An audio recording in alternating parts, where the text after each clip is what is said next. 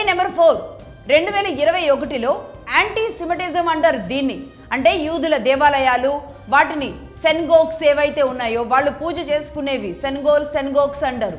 వీటిల్ని సెన్గోగ్స్ మీద 2700 సెన్గోగ్స్ మీద దాడి చేసిన ఇన్సిడెంట్స్ ఉన్నాయి. ఇది ఎవరో ఇచ్చిన రిపోర్టు కాదు, ఇంకే దేశమో చెప్పిన రిపోర్టు కాదు, స్వయంగా అమెరికా సంస్థ FBI ఇచ్చిన రిపోర్టే. 1930 నుంచి 1990 మధ్యలో 60 ఏళ్లలో ఆ సంఖ్య అదే స్థాయిలో ఉంది. ఆ మరణాల లెక్కలే ఇవన్నీ. ఇప్పుడు చెప్పండి, అమెరికా, యూరప్లో, సౌత్ అమెరికా లాంటి దేశాల్లో ఎన్ని దారుణాలు చేసినట్టు ఇదంతా.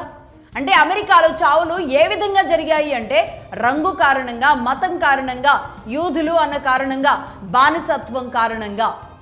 ఇలా అదే అమెరికాలో సౌత్ అమెరికా దగ్గర నుంచి యూరప్లో అక్కడ వరకు మతాన్ని విస్తరించడానికి జరిగిన అత్యంత భయంకరమైన బానిసత్వ దాడులు ఇవన్నీ.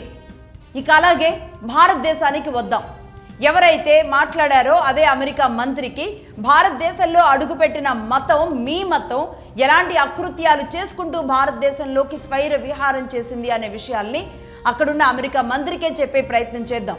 నెంబర్ 1, భారతదేశంలోకి అడుగుపెట్టిన మొట్టమొదటి వ్యక్తి, ఈ మతం పేరుతో అడుగుపెట్టిన మొట్టమొదటి వ్యక్తి సెయింట్ జూవియర్. ఇండియాకి 400 ఏళ్ల క్రితం వచ్చాడు. అంటే 1540లో వచ్చాడు.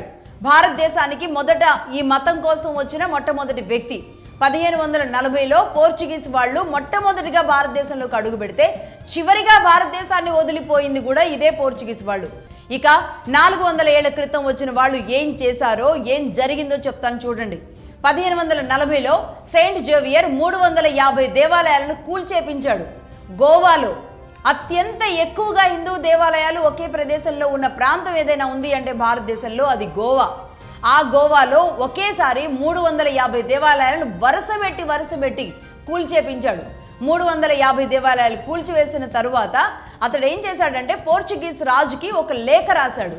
ఆ లేఖతో పాటుగా పోర్చుగీస్ రాజు ఏం చేశాడంటే మాథిన్ ఎల్ఫాన్స్ అన్న వ్యక్తిని ఇతనితో పాటు జేవియర్కి సహకారంగా ఉండడానికి, గుడులు ఎలాగో కూల్చేశాడు, ఇక నెక్స్ట్ ఆపరేషన్స్ చేయడానికి ఈ మాథిన్ ఎల్ఫాన్స్ అనే వ్యక్తిని ఆ రాజు పంపించడం జరిగింది, పోర్చుగీస్ రాజు. అలాగే ఇతడు ఈ జేవియర్ పోర్చుగీస్ రాజుకి ఒక లేఖ రాశాడన్నాను కదా, ఆ లేఖలో ఏముంది అంటే ఇక్కడ గోవాకు వచ్చి ఆపరేషన్ అంతా సక్సెస్ చేశాను, 350 గుడులన్నీ కూడా ఇక్కడ కూల్చేయడం జరిగింది, ఇక్కడున్న మతం మీద మనం దాడి చేసేసాము, ఇక మనకి మిగిలింది ఏంటి అంటే మీరేదైనా పోర్చుగీస్ నుంచి ఒక చట్టాన్ని చేయండి, ఒక చట్టం తీసుకురండి పోర్చుగీస్ నుంచి.